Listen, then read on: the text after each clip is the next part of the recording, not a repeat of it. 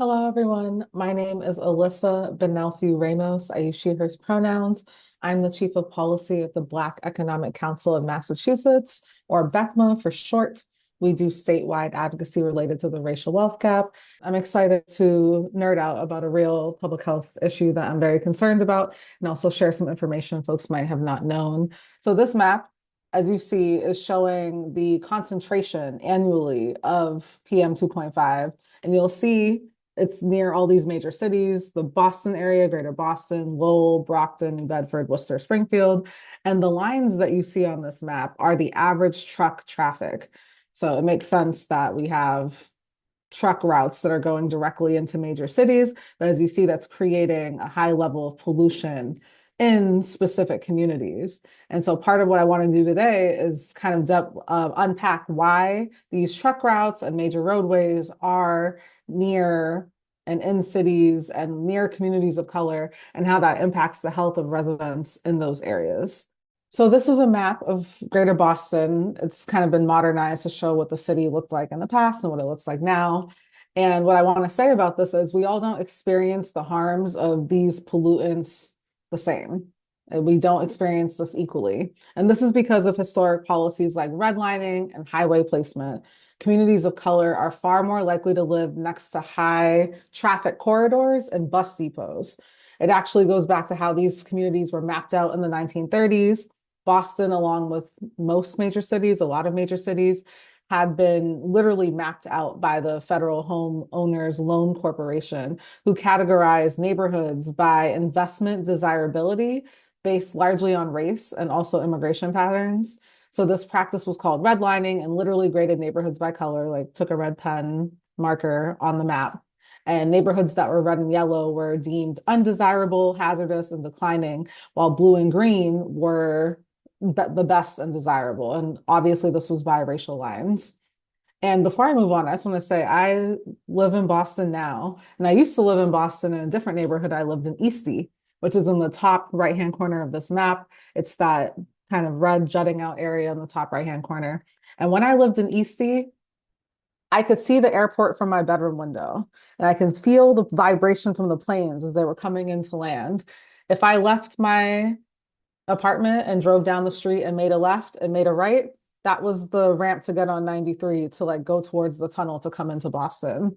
If I walked 7 minutes away, that was the Wood Island train station to get on the blue line to go further into the city, and also I could hear the ships. If I did like a 10-minute walk in one direction, there's the port with all those huge, huge ships that bigger than I ever thought possible, were coming to bring, supplies or whatever else happens at the ports.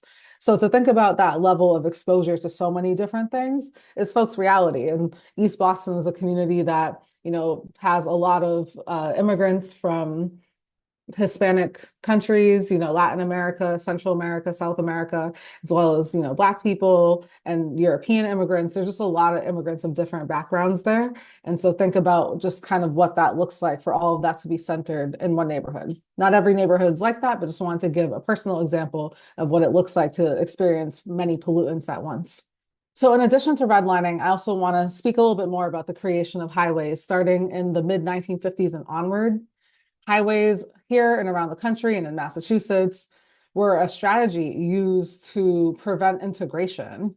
So basically, when pushback was occurring about redlining and racialized zoning, folks in power realized that creating highways around these racially zoned areas was another way to prevent integration and create physical barriers between communities of color and white neighborhoods. In the present day, just factually speaking, Boston is still a majority minority city.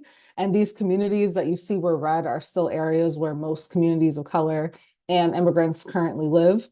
And Boston is the 11th most segregated city in the country. And I think that speaks to, how folks kind of get boxed in based on where they're able to live. So folks end up marginalized by urban segregation in US cities like Boston. And these communities, like we said already, are located near freight centers and heavily traveled roadways and can lack access to or struggle to obtain the resources to adapt to or move away from air pollution, diesel pollution, and other climate-related harms.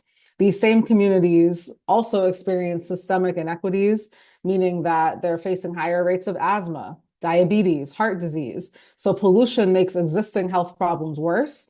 And also due to these structural inequities, in addition to the air pollution and diesel pollution, we have an older housing stock here in Boston that contributes to respiratory issues.